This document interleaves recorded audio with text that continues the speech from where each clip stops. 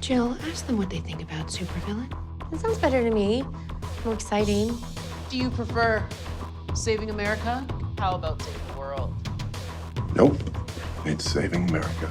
Welcome back to Pod Clubhouse's continuing coverage of the fourth season of Amazon Prime's The Boys. This is for, like I said, the fourth season, the first episode, Department of Dirty Tricks. This is Paul with Pod Clubhouse, returning with my co-host, Kat. Hey, how are you? Kat's a little under the weather, but she's going to soldier on and help us out today. How are you feeling today, Kat? I'm feeling okay. I probably sound a little weird, but I promise I didn't take any V. I'm good. She's V-less. I'm V-less. Pure human. Yes. Let's see. It's been a couple of years since the last full-fledged episode of The Boys. In between time, we have had Gen V, which was a spin-off of college-age characters set in the same universe. Did you happen to see Gen V?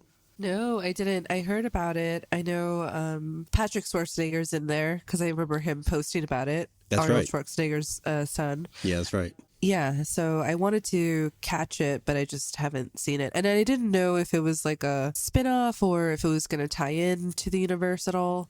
It does tie in, and they bring it up in the first episode or two of this season where they talk about the Godolkin situation. Godolkin is the university where the soups go to learn how to be soups, where they take crime fighting class and stuff like that. Would you say that people that watch The Boys and then haven't watched Gen V would be lost if they don't, like with the new season of The Boys, or you think it's just going to be the Easter eggs we're going to miss out on? It will give you a fuller knowledge of the things that they mean when they talk about the Godolkin situation and Victoria Neuman's plot, I guess, to create a chemical or biological weapon against soups. That's the underlying plot of that show. But so far in The Boys, you can operate without that knowledge and still be engaged completely with this season. Okay, cool. Because I don't like when, like the Marvel shows made it right. seem like, it got too integrated where like if you didn't watch the shows, they would tie into the movies and things like that. So I think it's a little bit more like Agents of S.H.I.E.L.D. tying into the Marvel movies. Like they didn't. Yeah. they kind of did, but totally just ancillary. But yeah, that's a good call. I was worried about watching it actually because I find myself as a middle-aged man less and less drawn to stories set in high school and college age type protagonists. It just doesn't draw for me, but they didn't get too caught up in that aspect of it. Yes, it's set in college. Yes, they're doing college age people shenanigans, but the tone of it and the kind of irreverence and all the rest of it very much feels like you're watching The Boys. Okay. Yeah. I am on the same page with you though about feeling like I'm aging out of the high school stuff. It's a fine line as I'm getting older. Yeah, well, you just quit relating to what they're worrying about. Yeah, the lingo, but it does keep you hip. I don't know if I'll ever be hip again, Kat. All right, so this episode kicks off with a quick series of flashbacks to help us remember, help us refocus on some of the big points that occurred in the previous season.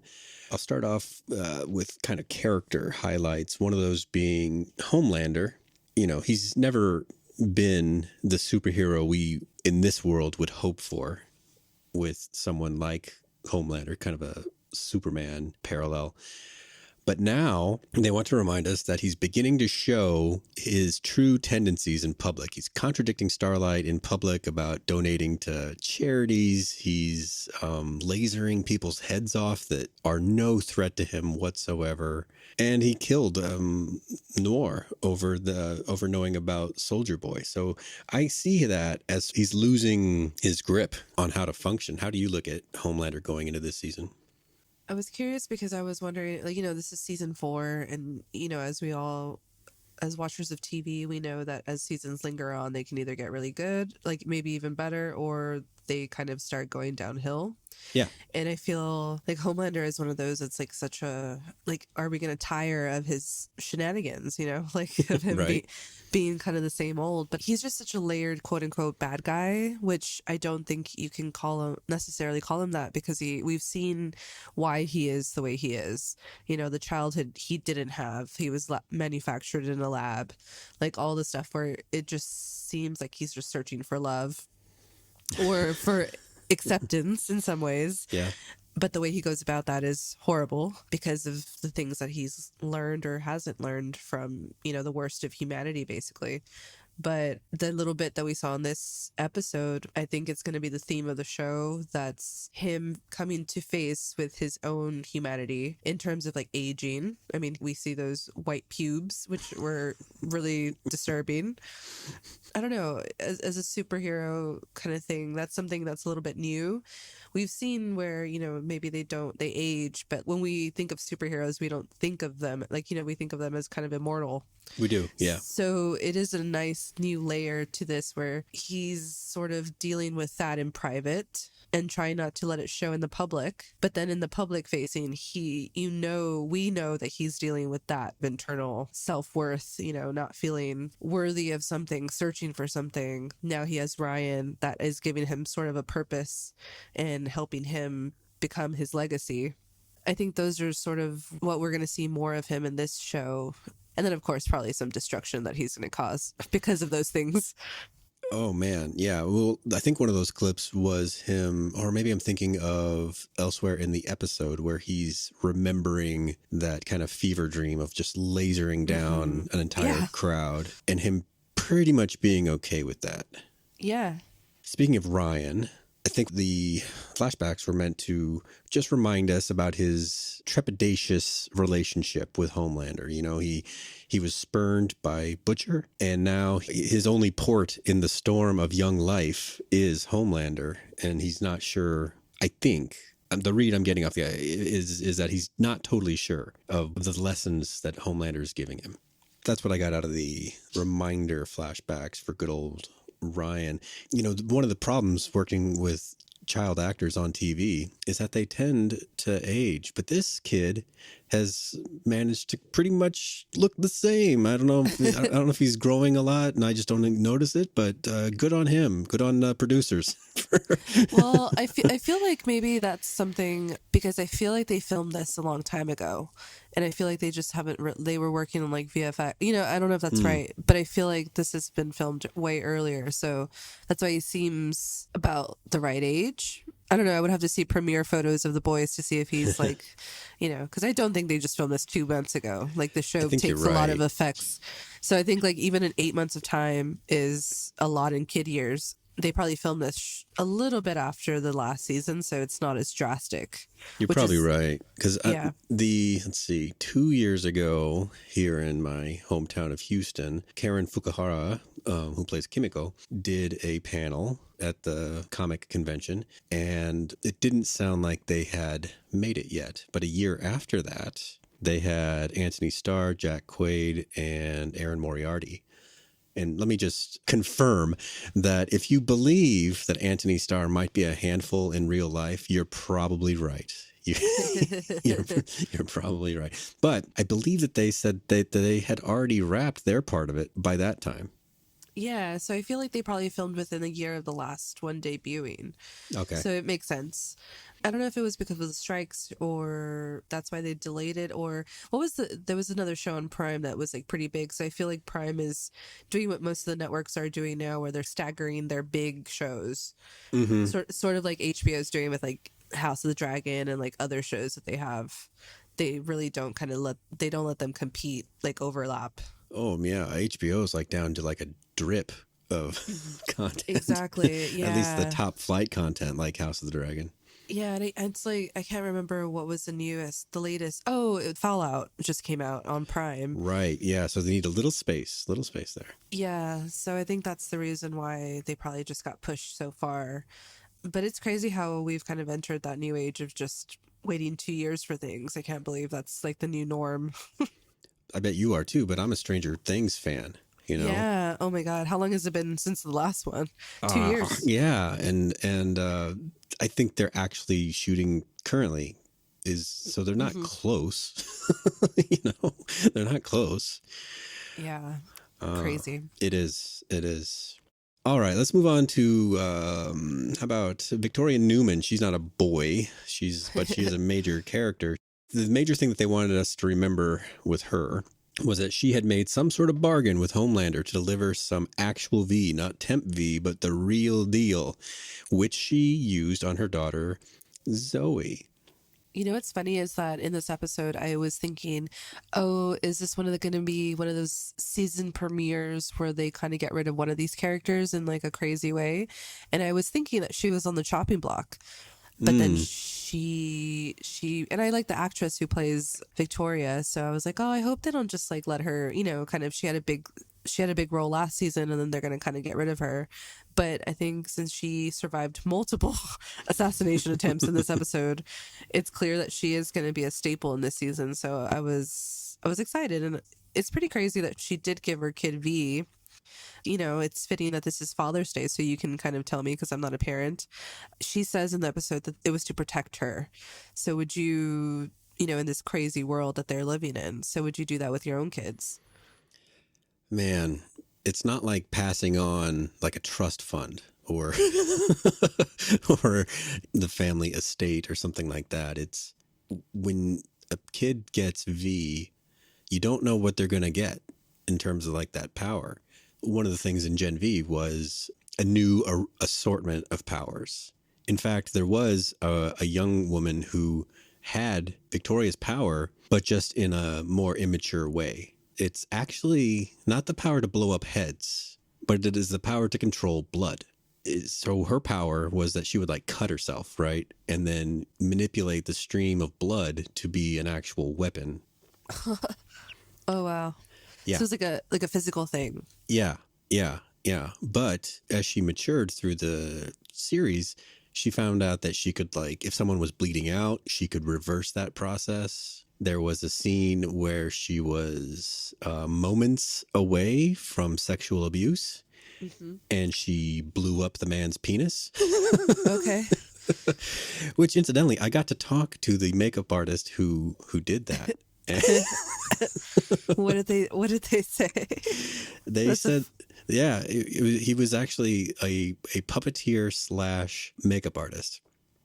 And he was in charge of helping create like the rig that the man wore for the prosthetic. Get this, he had to physically manipulate the prosthetic with like a push rod. Oh my God. Up until the moment that the visual effects took over. Wow. Yeah. What a fun job. The glitz and glamour of Hollywood. Yeah. But a curious thing in the Victoria giving her own kid V thing, do you think she asked Zoe at all? Because Zoe seems pretty chill. Not chill, obviously. She killed 2 people in this episode. But she didn't seem phased by it. Or I don't know if it also changes you in that way. But I would be curious to know if like they have such a good relationship. If she said, hey, I'm going to give you this to protect you. Are you okay with that? You know, that kind of thing. Or if it was just like she injected her with V and that's it, you know, with no choice. I got the sense that it was no choice. Like, this is what we're doing right now. Okay.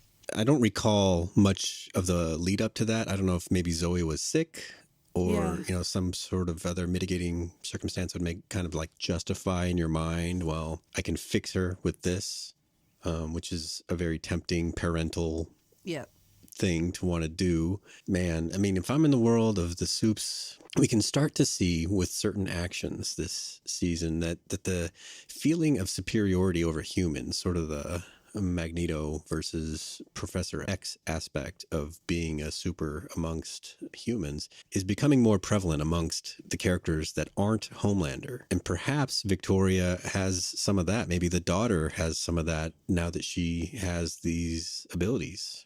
Yeah, I think there's levels, right? Because like the way Victoria interacts with Homelander doesn't seem like they're on the same page, but she knows that she needs him in a way, but then doesn't necessarily treat him with respect or doesn't regard him as like, oh, he's the ultimate superhero or soup. So I feel like they're kind of classing themselves, or she is at least, in a way. So I wonder, it's kind of what is her ultimate plan with this, getting in that White House? One of her short-term plans with the Gen V plot is to create something as like a backup plan to control Homelander since he's uncontrollable if her powers don't work on him. Mm-hmm. That was that biological weapon that they're working on at Gen V. Yeah. If she has that in her back pocket, then maybe she can get around on him. Because like you're saying, every comic book universe does have classes of superhero, right?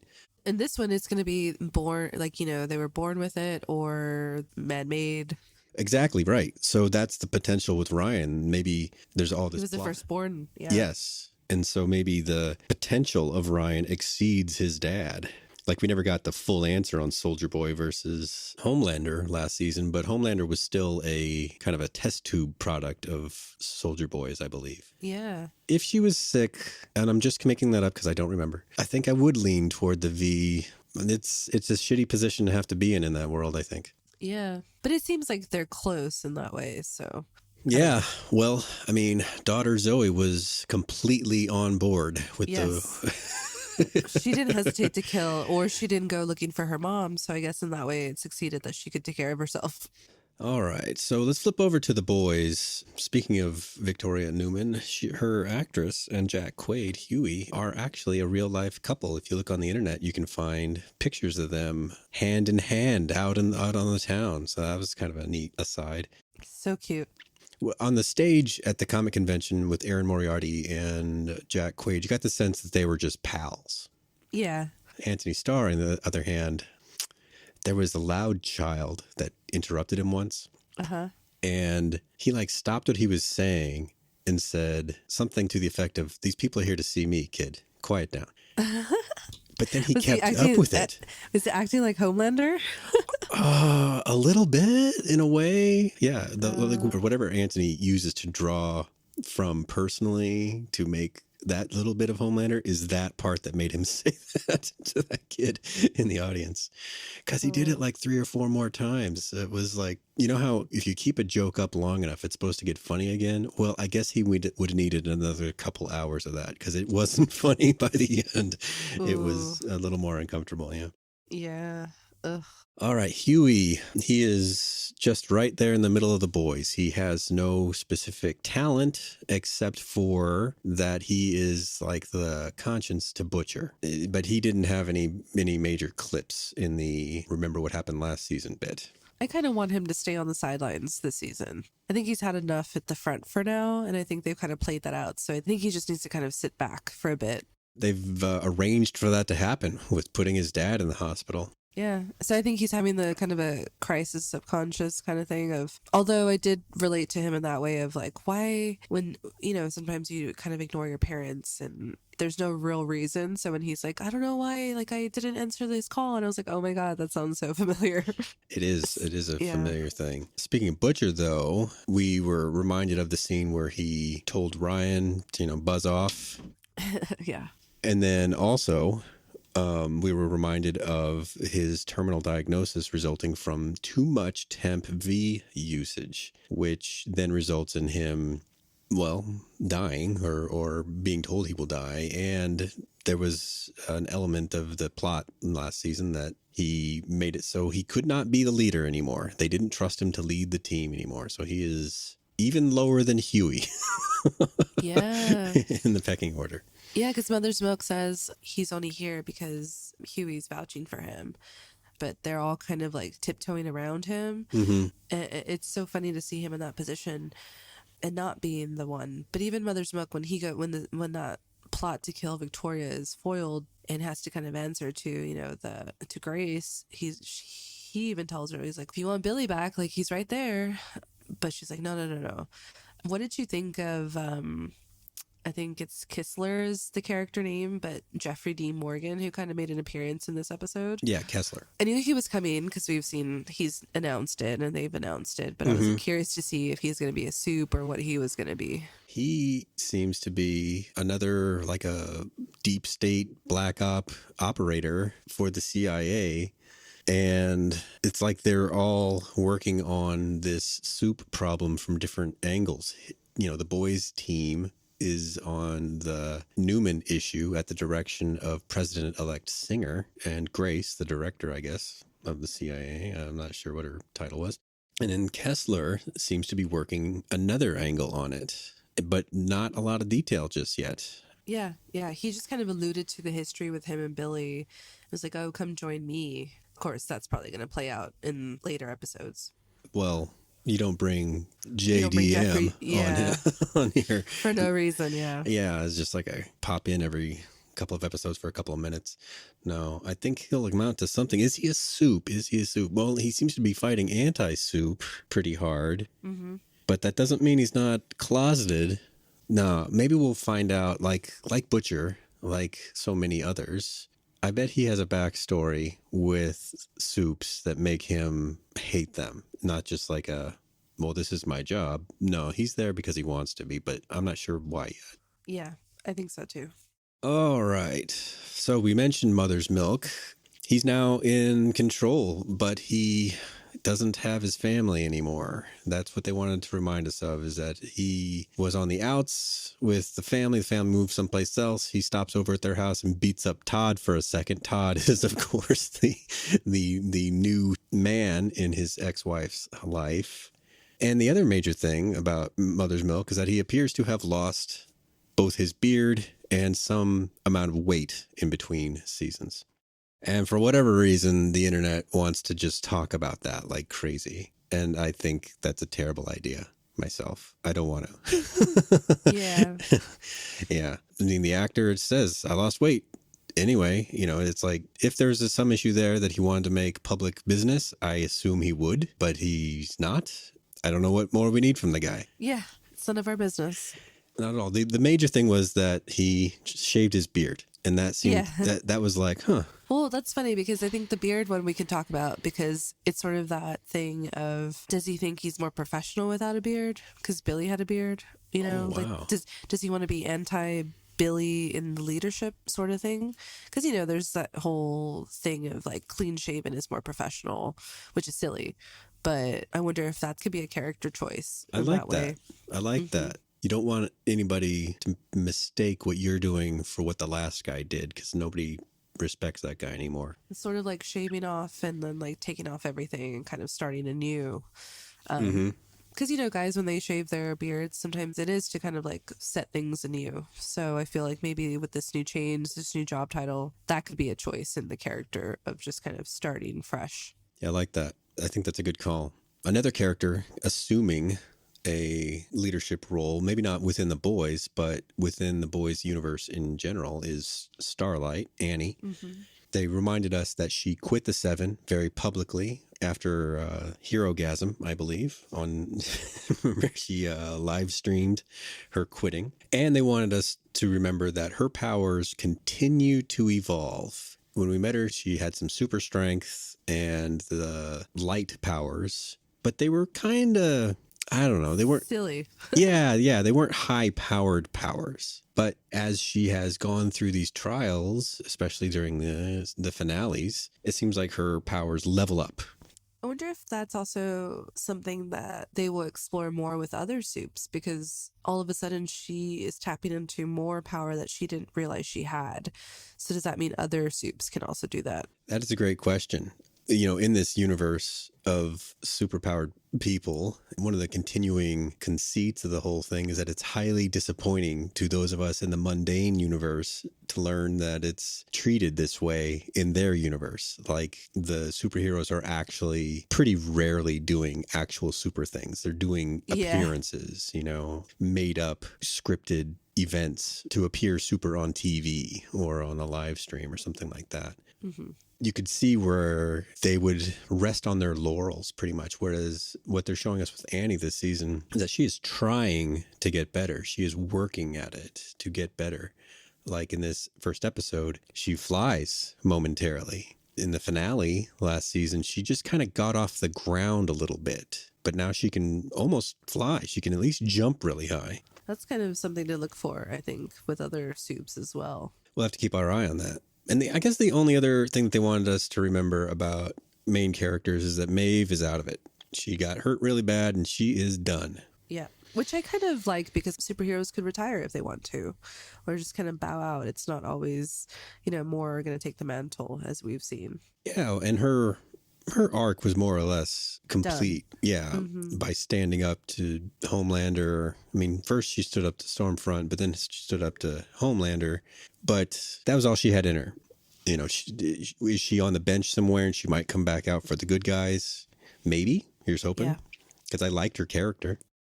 All right. So this episode had a few major plot threads. Now that we're past the previews. Yes. One of those being that the president-elect, Singer, and vice president-elect, Neuman, we open on their election night in the midst of what appears to be some kind of heist that we later learn is a full-on attempt to take Neuman out at Singer's request by the CIA.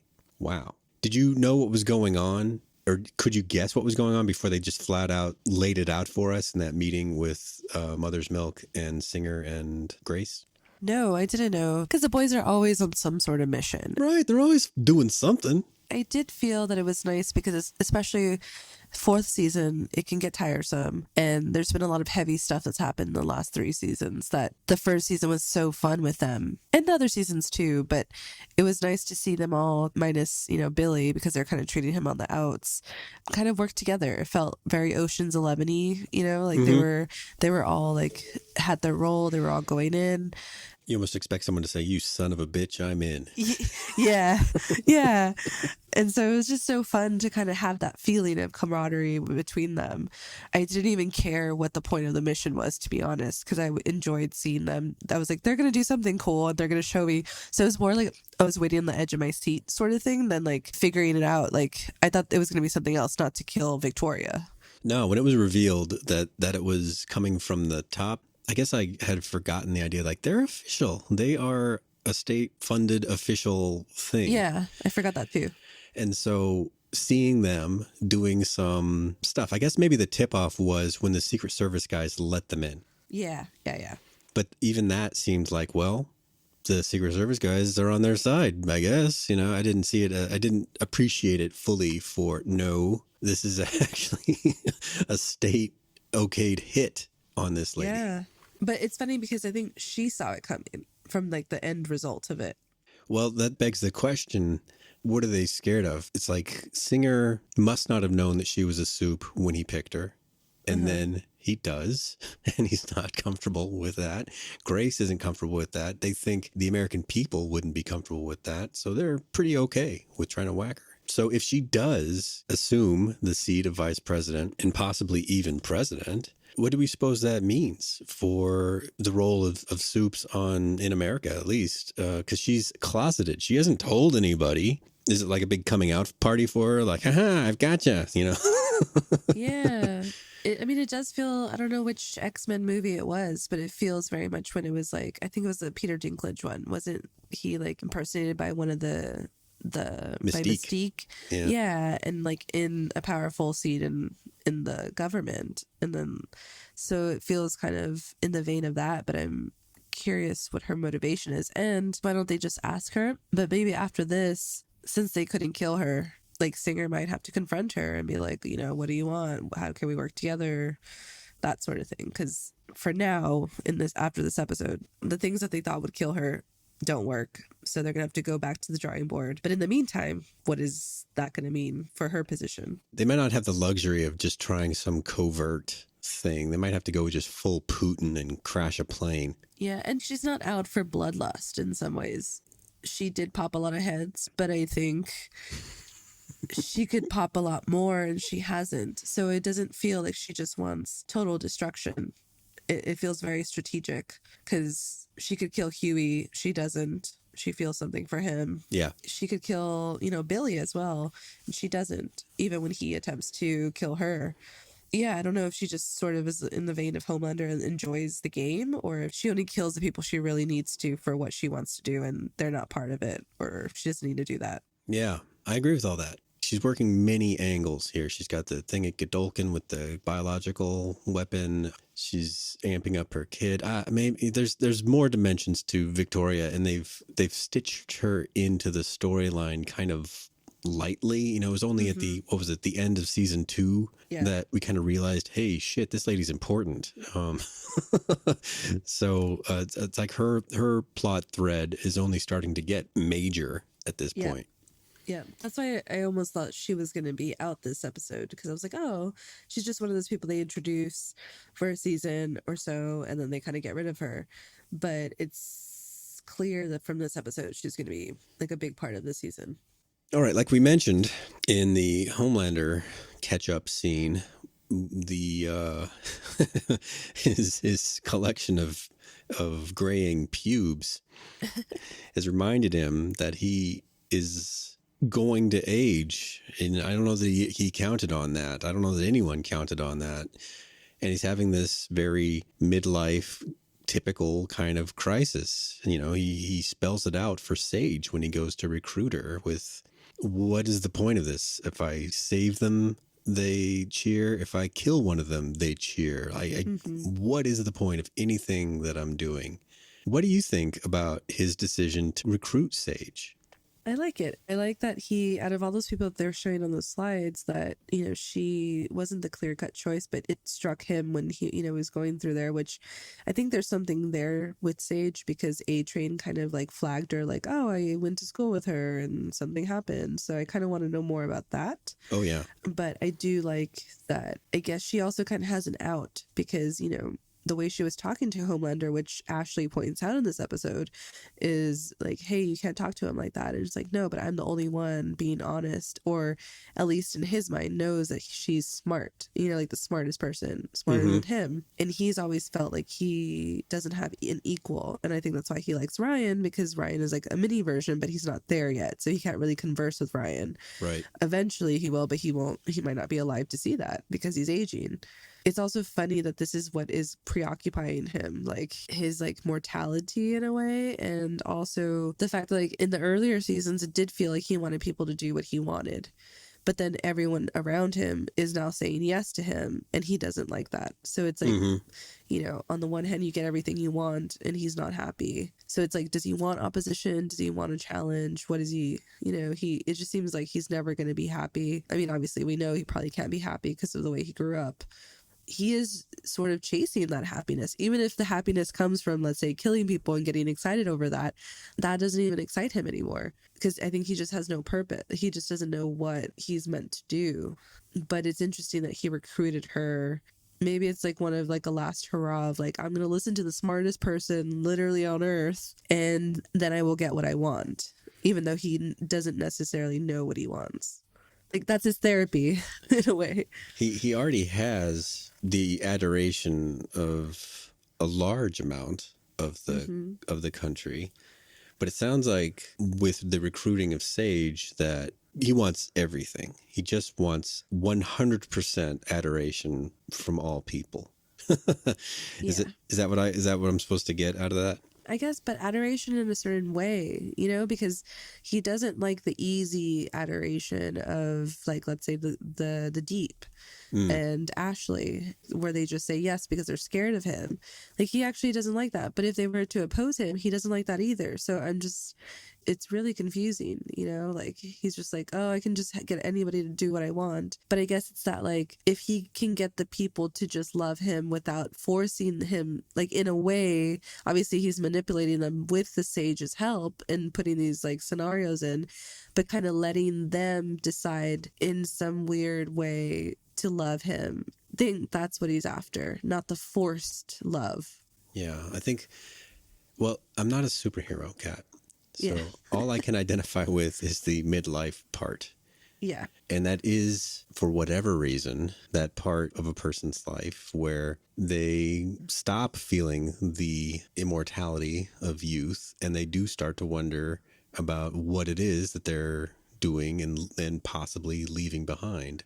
And that fits with what he's doing. You know, I don't know if grooming's the right word, but it's applicable for what he's doing with Ryan. I feel like he's trying to live his dreams through Ryan in a way. One thing that brings him joy is that he made Ryan when no one else in the world has done that before. So I think that's like his one claim right now that he loves, that he's done, you know, like the firstborn superhero. And that's probably the only reason why he hasn't killed Ryan is because he's like, well, you're part me and I want to make you like me. But like, I think he's also envious of Ryan. I think you're right. I think you're right on that. That's tricky for a guy as emotionally kind of crippled as Homelander to try to suss out how to deal with. And you probably see that with the uneven treatment of Ryan. I do feel like it's interesting though that he hasn't, I don't know if it's going to last, but in this episode, he was in a weird way, it was more fatherly to Ryan. You know, very creepily, because he says like, "Oh, tell me everything. We need to merge as one." You know, like that kind of thing. Yeah, that's which weird. which is not healthy. But at least it wasn't violent. I mean, you know, for a kind of like the Homelander, like he's obviously not healthy for Ryan, but it was weirdly like, oh, I was expecting him to be kind of more violent with him. And it's sort of very opposite of what he's trying to be. Like, tell me everything. But we know also that he just wants to know everything because he wants to manipulate him. And that's what we've seen is his instinct. Like you said, he wants to give him the childhood that he didn't get. So what does he do? He gives him everything he can. Garbage food and and video games at the top of the most exclusive corporate living quarters on the planet, you know, Paradise Island and Pinocchio, sort of like that kind of living. But he will put him in situations like he'll push him off the roof. Exactly. That kind of stuff. Yeah. Obviously, it's going to fuck up Ryan in a different way. Yeah. Let's talk about Sage for a second. New introduction, new character, I should say. She does bring a very unique talent. Well, there's two things. She's the smartest person on the planet, but it's like her ability to think has driven a common sense of morality like completely out of her. Yes. It's sort of like the Watchman, the blue guy. I forgot what his name is. Dr. Manhattan. Dr. Manhattan, where he's so intellectual that he forgets that morality as well. And it's sort of like a stereotype of people who are really smart, that they're so smart you don't see the humanity in things, because I don't know why those, you know, we could go down a deep dive of that, but like it's funny how that's always portrayed, like being super smart, then you can kind of negate your emotions, because I guess you feel like you're kind of, you were talking about superiority earlier. It's like that's sort of a level of that, of being like, I'm so above all of this that I don't care about like some mundane thing. I don't care about emotions because like that's for peasants who don't have any intellect or something like that. Right. Like we're starting to see with more Soups that sense of superiority. She handpicks Todd and two other Homelander support guys to be martyrs without checking with them first or anything. Yeah, she doesn't seem to have that like, oh, this is wrong, or No. oh, I'm so smart, to where like, wow, this is just savage. So it's interesting having that ability, but she knows that I guess she's better than them, and or, you know, quote unquote, what she thinks is better because she's smart. Or maybe she can see the big picture, like, you know, Doctor Strange or something, where she's like playing everybody. But if that's so, she did sacrifice these three guys for whatever her plan is, if she has a different plan than Homelander. Like a chess master, how Yes. they think in moves ahead, right? Yeah. But she's an interesting character. I like her. It's funny because they're trying to figure out a way to control Homelander, but she is the one controlling him at this point, because she could say anything and he would believe it. That's a good point. But so far, it does seem to be stuff that he would like her to do. Yes. Yes. That's an excellent point, though. She's trying to create a situation where the people that support Starlight can't anymore because of something that she wants to manipulate to make that happen. So by doing that, that's what they've put in the show as the opposition to the, what do they call them, the home teamers. Yep, I think so. And if there's no Starlighters, then there's just home teamers. So then Homelander gets his dream. But why would she be doing that free of charge, basically? She didn't even want to be one of the 7. Yeah, that's why I'm like, it's too easy. She got on board way too easy. And if she's the smartest person on Earth, I think that she has her own agenda. You know, that Watchmen parallel does have another possibility, Ozymandias, if you recall. Oh, yes, he was the same. Yes, he was. He's probably he's probably a better parallel to Sage because he's semi-human, I guess, or whatever. Yeah, but he's also very smart and can think those steps ahead. He doesn't have what Dr. Manhattan has is like the sense of all time. Yes, yeah. So he does lose his morality because he's like Rick and Morty. He's like Rick. He doesn't see the point. It's all going to happen or not happen. It's all the same one way or the other. I don't care. Whereas Ozymandias does have a plan. He does care about what he cares about. And he's going to think harder, faster, and longer ahead than you to make it happen. I launched the missiles a half an hour ago, you know? Yeah, yeah. Sage is kind of a version of him. So I think that's a better comparison. And that's why also I'm like, ooh, like what's going to happen? Because I feel like she is way too smart and Homelander is on his mission. And since he's not as smart as her, it'll be easy for her to do what she wants on the subplot. Details to emerge. Yes. She seems like the type that would be happy to sit and read forever. So maybe just the freedom to have done that. Maybe that's, I don't know. Maybe that's all she will need. But this is not that kind of show. Yeah. And also maybe it's something too where she's just kind of been hidden away, you know, obviously doing whatever she wants. But the way Homelander propositioned her of, hey, don't you want to go test these theories? And that seemed like she would enjoy it. That's such an excellent point because she's never had the taste of maybe not the power, but the like knowing that you're smart, but you actually see this. Like you.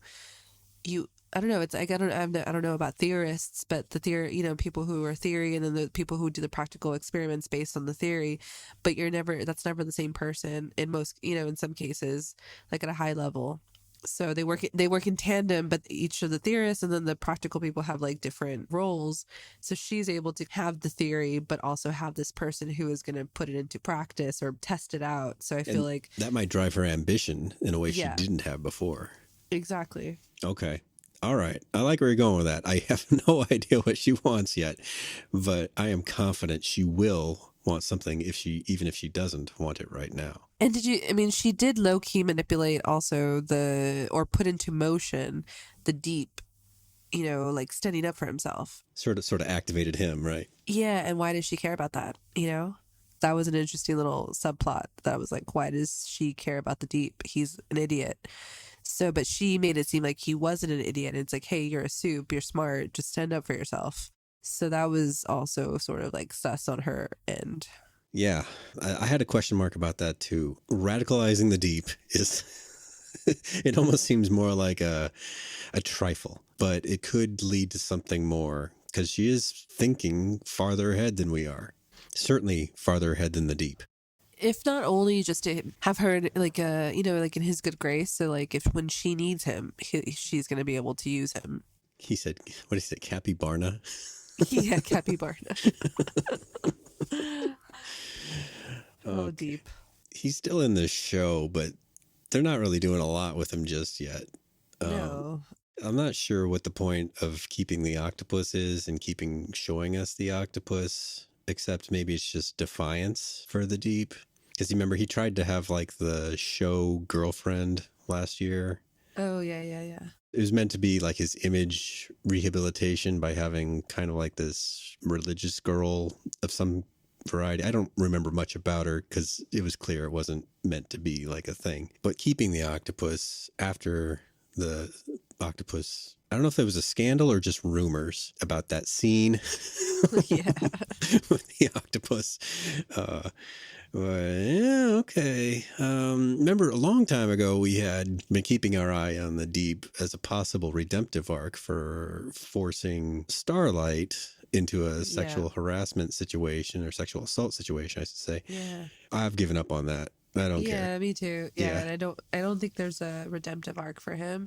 I think he's just sort of a subplot where I think he's gonna die horribly. And it might be with it like him not being able to do something, or Homelander, or I think also A-Train, because we haven't talked about A-Train, but like I hope they really give him more to do in this season, because I do feel like there's a lot of layers there, and I feel like they haven't really kind of put him at the forefront, and he has sort of a tragic story right now. So he's also, they're both kind of just there as minions to Homelander because they have no other choice. But he is more defiant about it, but still going along with it because he has no other choice, it seems like. Because he still loves the fame and everything. I'm not going to spoil anything about A-Train for you, but I will say in the next 3 episodes, his plot does pick up. Okay, perfect. Because I was like, it's about time. Yeah, it's just couldn't fit it all in the one episode. But yeah, there's more A-Train coming. He might be the redemptive arc we were looking for. Yeah, and maybe because Hughie is not as at the forefront, they're able to do that now this season with A-Train, if that's what I'm kind of hearing from you. Too soon to tell, because he's still selfishly motivated in a lot of ways, but he's trying to work past that, I think. Yeah. Let's talk about the boys a little bit. We have this battle of wills, you know, with Butcher accepting the idea that he's not in charge, but still kind of acting the way that Butcher's going to act. So we have kind of constantly tests. We have Kimiko and Frenchie, who have decided to be very good friends after a will they won't they kind of aspect to their relationship leading up to that. Which I have like feelings about, because expand. I feel like they're really hammering that in this episode, Kimiko especially. Like, oh, just go and do, you know, like with the other guy that Frenchie, you know, likes, Colin. And it was like, oh, go do it, go hook up with him. Like, don't not do it because of me, you know, like she is clearly going through her issues, which we see her go through of her past, but it almost feels like it's too much.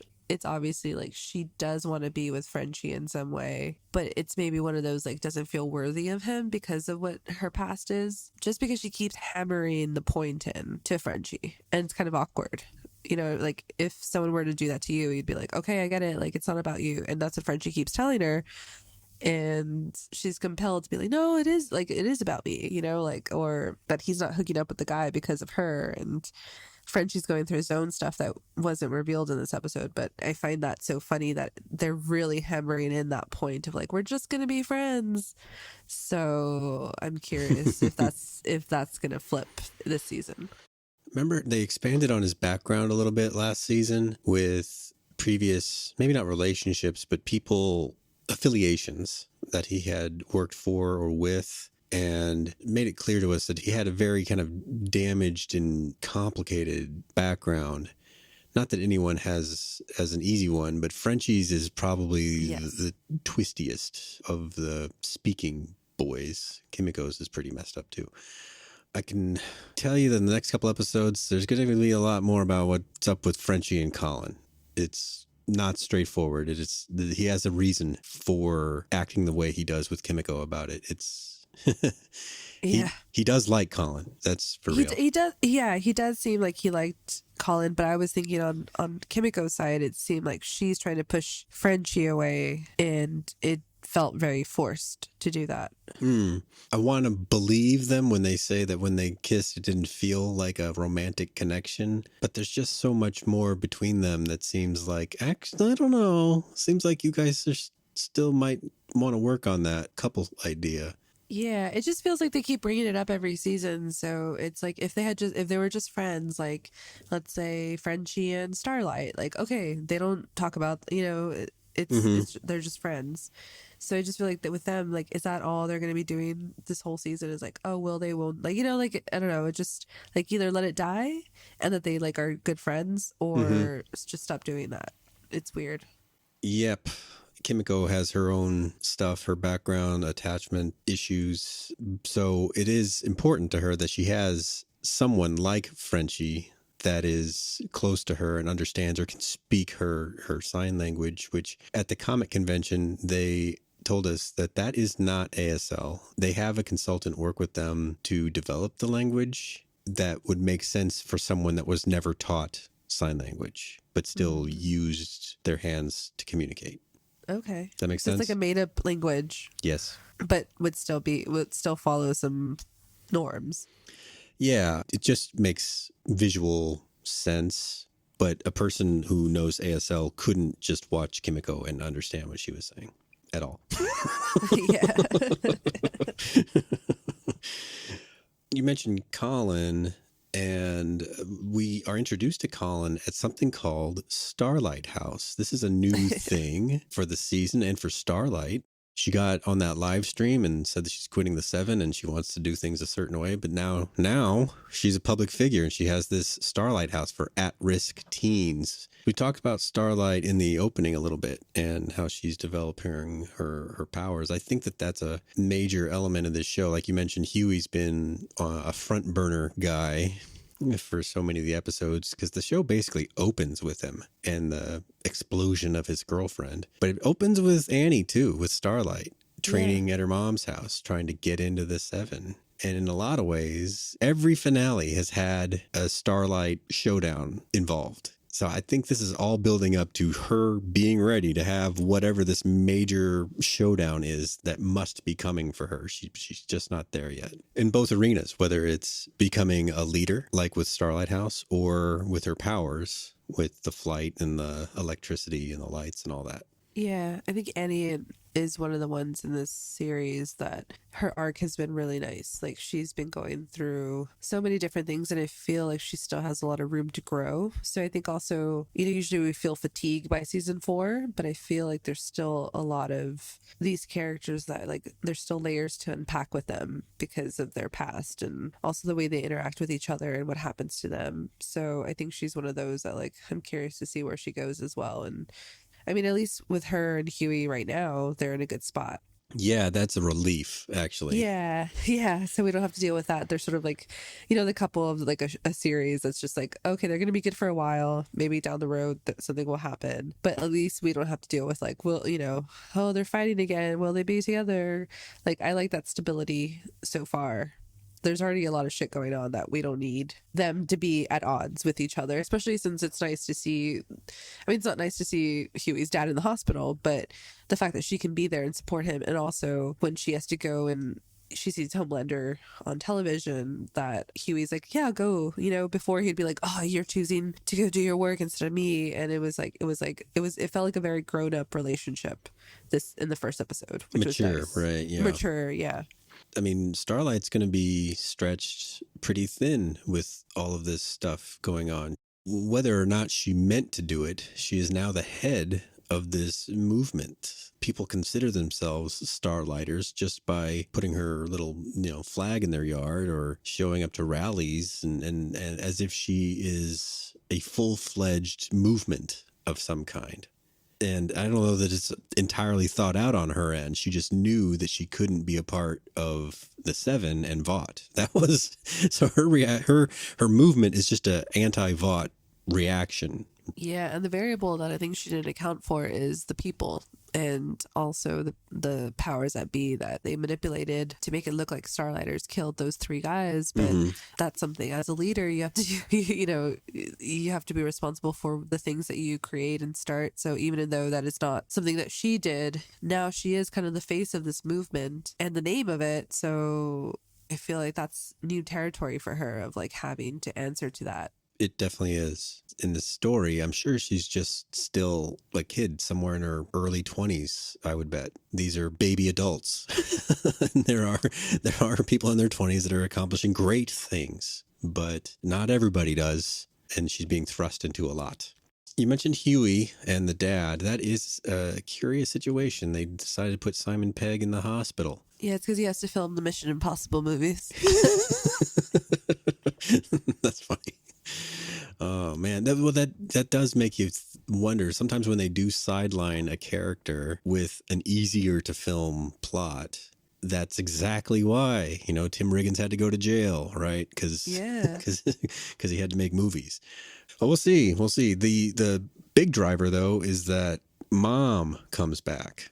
Yeah, that was interesting. And I like that actress who plays her. She's been around, and I feel like it's a good addition to the boys. And I think that also helps the fact that Starlight and him are so good that it would be too much for him to have Starlight drama, relationship drama, and then also have this mom issue. So I feel like that's why they're good right now, and that's why he's going to have to deal with this mom issue.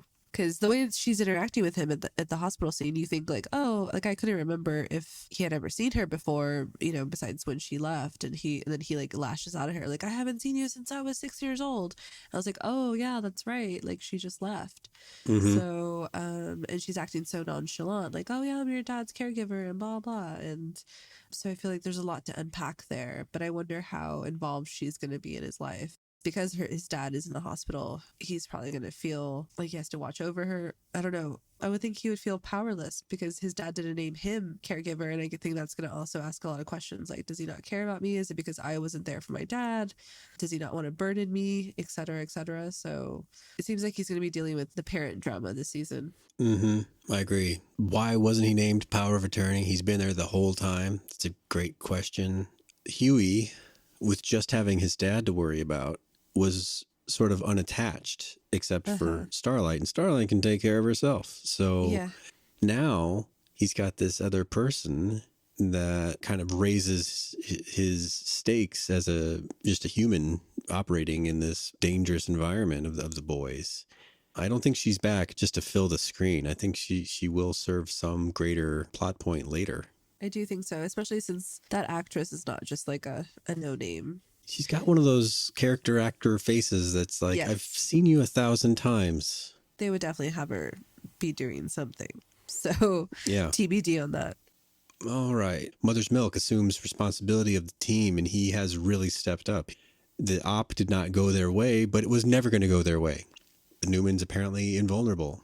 If she has something like the blood control powers illustrated in Gen V, then you could extrapolate that maybe there's even some like tissue control. And if you can do that, what if you could make the density of your skin such that it was bulletproof? Is that far-fetched in this world? No, I don't think so. But it seems like she got a really cool power, though. Yeah. or has she been enhancing herself as well? She needed Homelander to get that dose of V for the daughter. And we know that practice makes perfect with your powers. After all, A-Train still goes to the track, or at least he used to.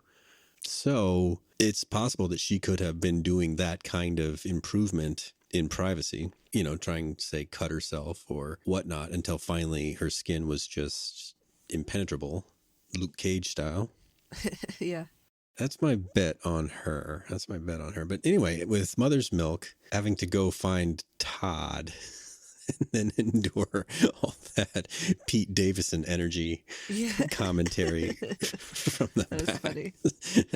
That's why I like this show. Yeah. It was funny.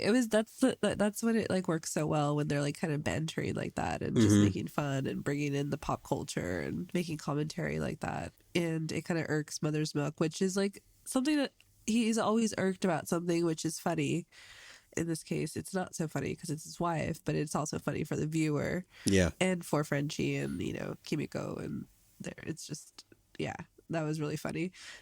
R.I.P. Todd, but it was like, talk about a horrible way to go. That was pretty brutal. Yes. I mean, Todd was not in the show for the long run. No, we always knew he would come to an end. And so at least we have Mother's Milk, not a witness, but close enough to add it all up. He did go to the Starlighter home teamer riot. He saw the bodies getting dumped, basically. So he's going to figure this out. I mean, he is all in it. This obsessive compulsive disorder that he has, you know, with the cleanliness and all that. I think it also makes him obsessed with his work. I mean, he wouldn't have gone on that Neuman killing op the way that they did if he didn't think that it was going to work. You know, if he hadn't put in his own elbow grease into making sure that he thought that the acid would do the job. he's been with Billy so long that I think he also just wanted to do it differently and does believe in being able to make things happen, and maybe thinking, oh, if we get the Billy variable out that he always fucks things up, we can actually do some good here. But then I think he's realizing as a leader, like, oh, it's not that easy, especially in this world of soups and so many other things going on. And then the added element that now it's pretty personal with his family. Mm-hmm. So it sort of hit too close to home, I think, for him when he was trying to keep those separate. If Janine was attached to Todd, like emotionally, and that's why they said they needed to go find Todd to straighten out daughter Janine, I wonder if she's a home teamer too. I know, that's what I was thinking. Like his daughter goes to some event and it gets sideways on him. Because maybe he's supposed to do something at that event. And what is he going to do? Yeah. Right. Yeah. Because he's going to have to save his daughter, but what if she's a home teamer? And she's there with her flag or her sign on a stick or whatever they do. I guess it's like, I mean, you could tell me this, like, if your kid was doing something horrible, obviously you would know that, but, you know, depending on your morals, but you would always try to see the good in them, right? So, oh, yeah. So even though you know they're doing something bad, you're never going to, unless it's like something horribly bad, but you would probably still even think like, oh, I knew him from the diapers. So like, I think with Janine, she might be the ultimate thing because he sees things pretty like black and white of like good and bad. He does. Like the way that he's talked to Billy about it. So it would be interesting if they present that problem to him of like Janine being a home teamer and him having to decide like, oh crap, this is like my own kid. And then having that like parental thing of like, well, but it's my daughter. Like, she, you know, that would be a nice sort of, not a nice thing, but like for us as viewers to see, because that's going to be really, how did Billy say? A cuck in a hard place or something? Billy, yeah. That sounds like something he would say. So, yeah. Evening, cunts. That was... Yeah. I thought I wanted to get that as a sound bite. Maybe I'll get that before the next podcast. Yeah. So funny. That is so funny. In our world, you know, it's like, you know, you have a Republican house and your kid turns out to be a Democrat, or you are one religion and your kid converts, you know, like that's... Or is not religious, yeah. Yeah. And so those are the kind of the stakes we're familiar with, where that generational, like, I'm not going to do it like you kind of thing. It's always a rebellious thing, no matter, it's like always the opposite of whatever the parent is. Mm-hmm. So if you're listening to this podcast, there's nothing been on screen yet to suggest that Janine's a home teamer, but the boys universe and just our TV knowledge suggests that something's going to happen. Yes. What Kat said. So what do you think about the new noir? He talks too much. Which is the ongoing joke. Because it's sort of like Snake Eyes. Like here, obviously, it's like an equivalent version, right? That costume for like G.I. Joe or whatever, where they don't talk, and so it's like more mysterious that way. And the old noir was definitely more mysterious. And I feel like with this new noir talking, it does just make him like not cool. It's almost like the vigilante character on Peacemaker. Yeah. Except, you know, Vigilante's not super powered. He's just nuts. Yeah. But it's still just sort of like the talking under the mask, and you don't really expect that from that character. Or it's like unmasking something that shouldn't be a mask, like the Mandalorian, or you know, the Halo character, where it's just it loses all, not coolness is not the word, but like just mystery. Mm-hmm. But in this case, it's funny because everyone is just telling him like, just shut up, you're not supposed to talk. He's asking questions like that are like, he's like, dude, did you not read the job description? Right.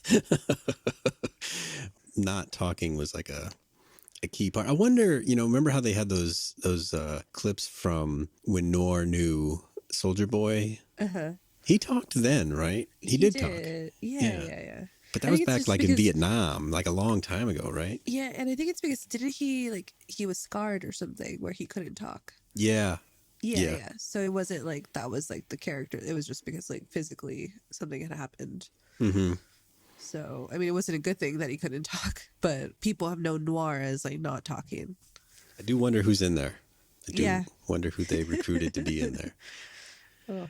All right, so Butcher, the original boy, but now he's dying, and he wants to accomplish a couple of things before he goes. He wants to get Ryan away from Homelander, and if he could kill Homelander, that would be kind of gravy. Yeah. But he definitely wants Ryan away from Homelander. What do you think of those hallucinatory discussions with Becca? Well, it's sort of sad. I guess as viewers, you're hearing his internal monologue that normally is just, we don't know. You know, he's always been a character, a few words. We kind of hope to know what he's doing based on some of the actions he does, but most of the time he's like a man of few words. So we just kind of want to think that he, like, especially with him and Hughie, we've learned his humanity through Hughie. But now, like, they're kind of like, they're there and they have a good relationship, but they didn't really interact this episode. Billy's sort of very much on his own with the support of Hughie, but not really. Yeah, Huey's going to choose his dad at this point. Exactly. And like, and then Billy also is like, of course, he hugs him and tells him, like, you know, like, they're also, it's weird because Huey is finally also good with Billy, like Billy and Starlight. So like, it's nice to have those three be good because there's obviously these other issues that are happening. Billy's dying. He's going through a crisis too. Like, him and Homelander are having a parallel journey, which makes me believe that maybe one of them will die this season. Because usually when the two main people of like a series like this comes to a head, like, I feel like one of them's gonna have to die. Or the show just starts to overstay its welcome. I know that there's been Yes. plenty of reports that the show's ending in season 5. Yeah, which I think would be a good season to end. The 2-year gap, it makes me feel like, oh yeah, I missed this show. I think it parallels some of what the news cycles are going through, and I do think when they sort of reach each other and it doesn't feel as satirical, sometimes then it's going to lose its kind of shimmer of what the commentary it had, right? Like, Okay, in that yeah. way. So I do feel like season 5 would be a good one to end, just because, like, especially if one of the, like, Homelander or Billy end up dying, it's sort of like one of the main characters, like, it always suffers no matter what. Even if you have a compelling story in season 5, if Billy or Homelander kick the bucket and they're not in the next season, it's going to suffer. Like, because they're like two of the most compelling characters on this show. But what would be another storyline that they're going to have? You know, like, it seems like this is sort of coming to an end for them. And I think the more likely to go would be Billy, because I think Homelander, finding a way around Homelander, finding a way around this human god is the point. Although Billy could be the most obvious, and then that would mean maybe it's Homelander. Well, like we mentioned, But that's fun. I think that's a good, like, we don't know who will go, so it keeps it exciting for season 4. it does. And the timeline isn't necessarily follow our day and month type timeline. So 2 years for us could just be 6 months later for them. And it could go into season 5. So it could. Right.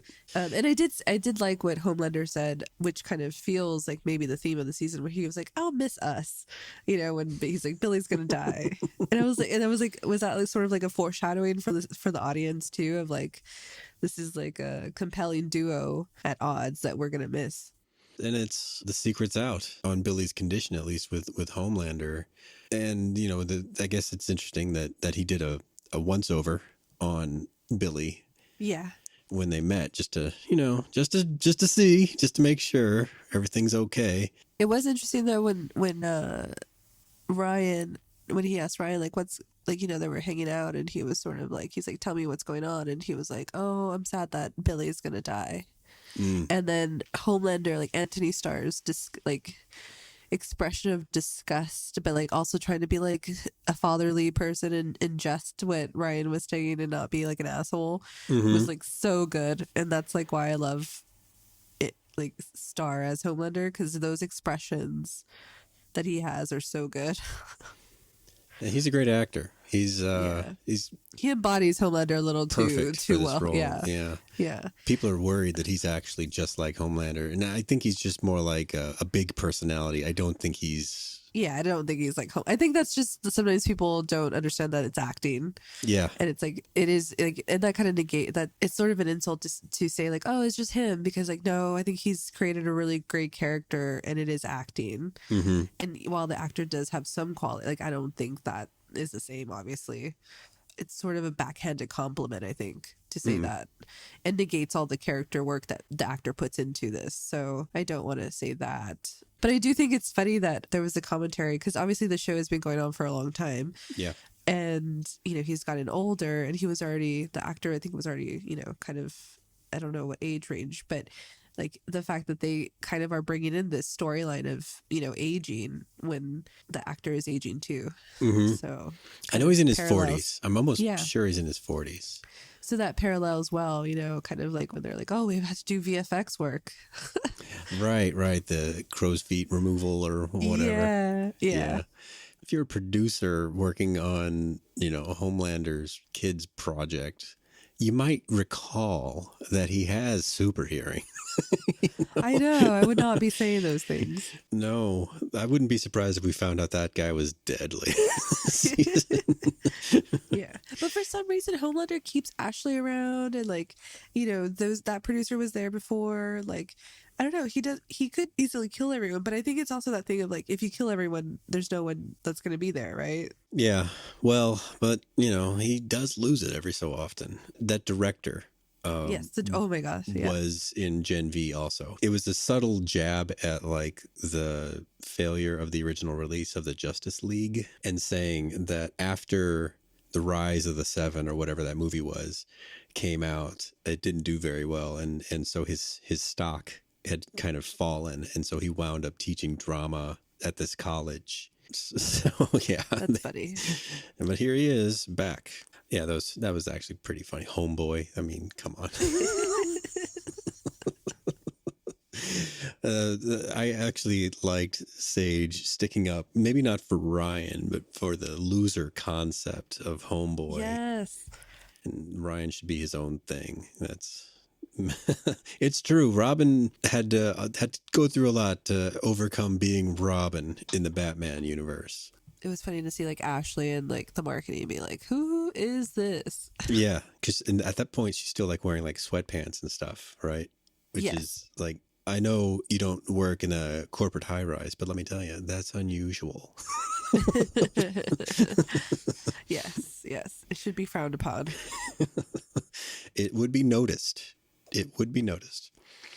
Do you think they'll show us Billy getting like sick? I know that like him talking to Becca could be chalked up to a hallucination generated by the pressure on his brain from the tumor that's not supposed to be there. But do you think they'll show us other symptoms, other kind of Billy's getting visibly sick, you know, shaking hands, et cetera, et cetera? Oh, yeah, I think so. I mean, he was already throwing up in this episode.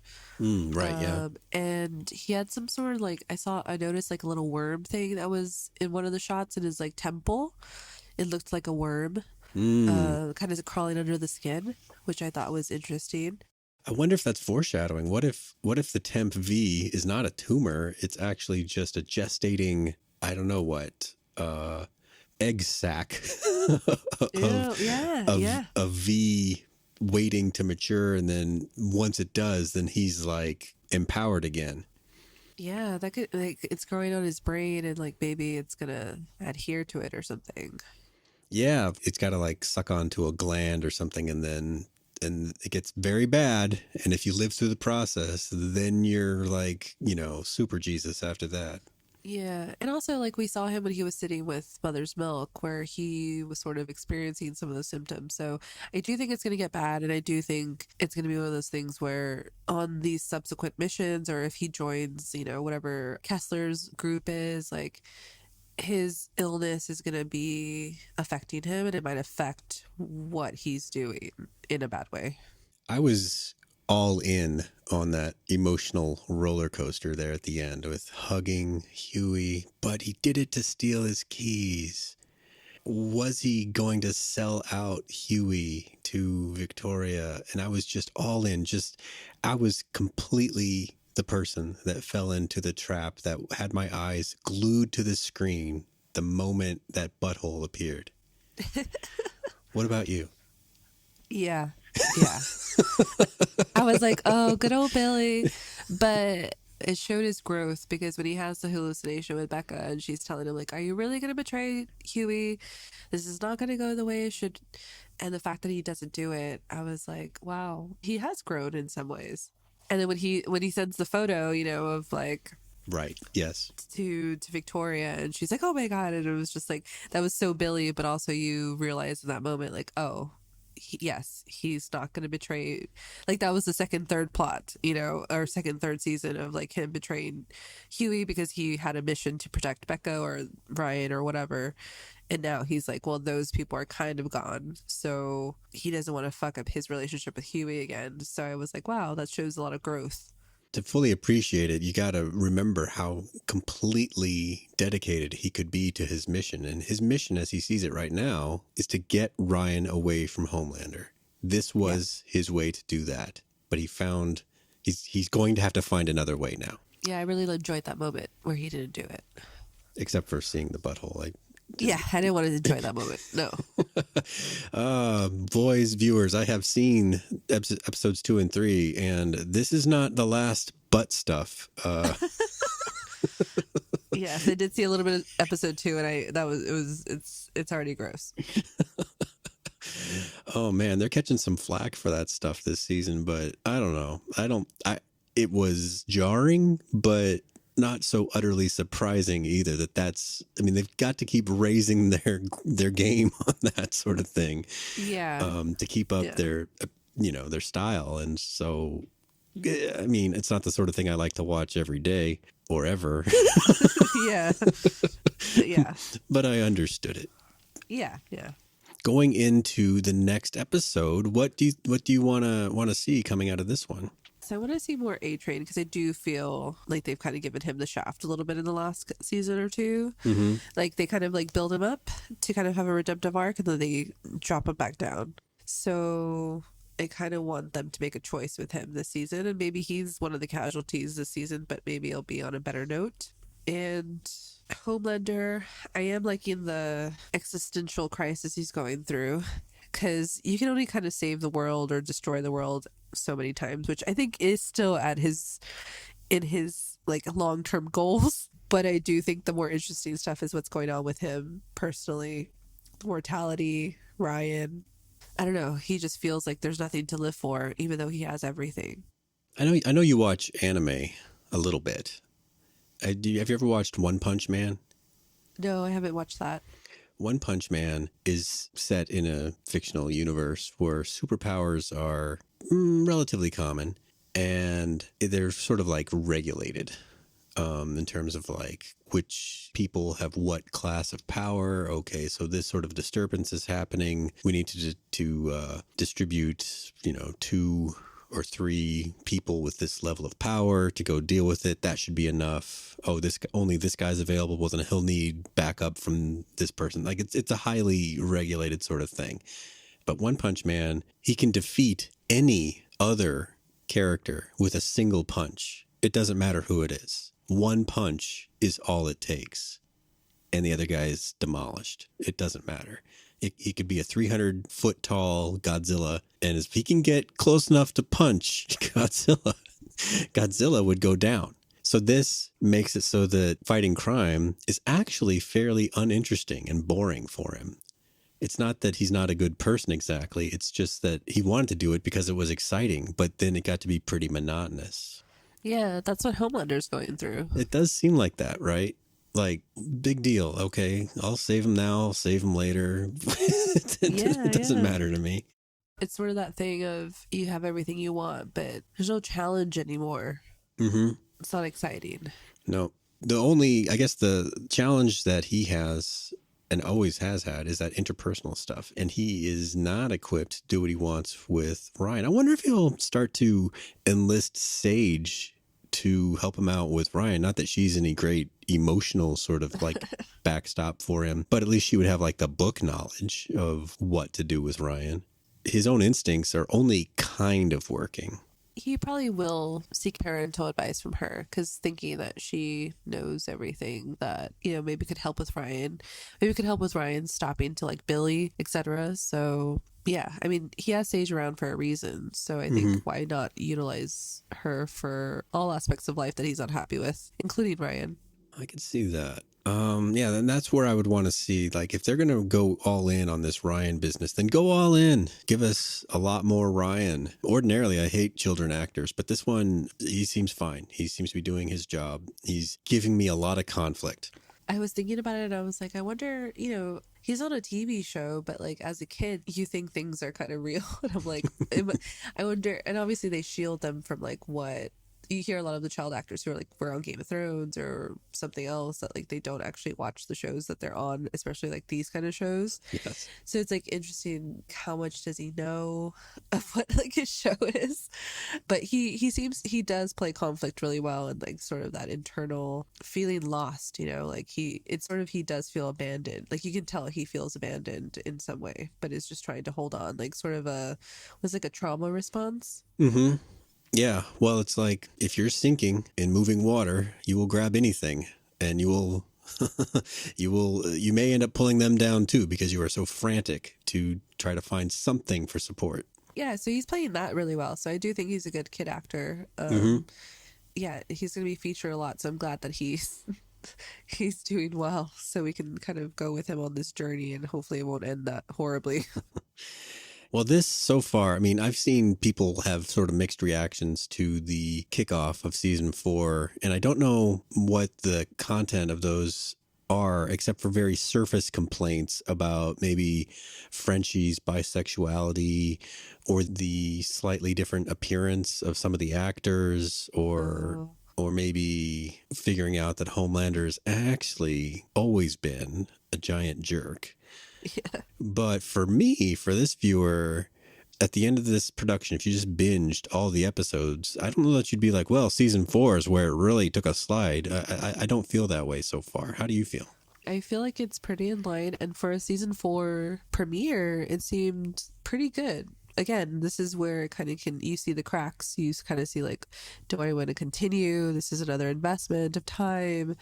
Is it more of the same? And I do feel like a lot of the characters are having arcs that are interesting. They're introducing new characters that, like Sage or the Jeffrey D. Morgan Kessler character, that I want to continue on. So I feel like for a season 4 premiere, that's all you can ask for. And I do feel like there was like some moments that felt very boyish and true to who they are. And it might be because, I don't know if you rewatched the season, like all the seasons, which I didn't, because that would be like a handful. Yeah. Like too much. It's been 2 years and a lot has happened. You have watched a lot of things in between that, maybe more sensationalized, maybe more, I don't know, just a lot of stuff in between that can make you come back to the show and be like, oh, okay, that's not what I was expecting. But it's because you don't remember the last season. I think that's all fair. If you're on the fence and somehow got to this point in the podcast, I would say just keep watching, because I've seen the next 2 and I don't know, it feels right. It feels just the same way as the other 3 seasons of The Boys did. Very outrageous, very irreverent, sometimes just for irreverence sake in some cases, but it always has been that way. So, Yes. There's butt stuff. And Yeah. Oh man, that was shocking. Yeah, but also if you're watching the season 4 premiere of The Boys, like you should know what to expect. That guy's dick blew up last year, remember? Or not? Yeah. Yeah, so like I think it's funny that if you're like criticizing those kind of surface level things, like why are you watching it? Like you're not watching it to enjoy it, you're watching it to find something to criticize. Mm-hmm. So I think that it may not be for you, but if you are a fan of the first 3, I think you will enjoy the season 4 premiere. Well, I'm looking forward to hearing what you have to say about the 2nd and 3rd and the rest of the episodes, Yes. Kat, when we pick up on the next one. If you liked our coverage, please remember to rate, review, and subscribe to this podcast or the Pod Clubhouse master feed on iTunes, Spotify, or wherever you listen to podcasts. Please give us a high rating and leave us a comment. You can also leave a comment on the podclubhouse.com website if you want to reach Kat and I directly. We can even write back to you, which is a better way to talk to us than to leave some sort of bad review on a website where we can't talk back to you. So yeah, reach out that way, podclubhouse.com. Thanks a lot. Thank you for listening. This has been an original Pod Clubhouse production. Pod Clubhouse is a podcast network dedicated to encouraging collaboration among podcasters and friends to bring a fresh voice and diverse perspective on a wide array of content. Please visit and leave a comment for us at podclubhouse.com. Rate, review, and subscribe to our podcast feeds on Apple Podcasts. Follow us on Twitter, Instagram, and Facebook. You can find us at Pod Clubhouse. Our DMs are always open, and we'd love to hear from you. Pod Clubhouse.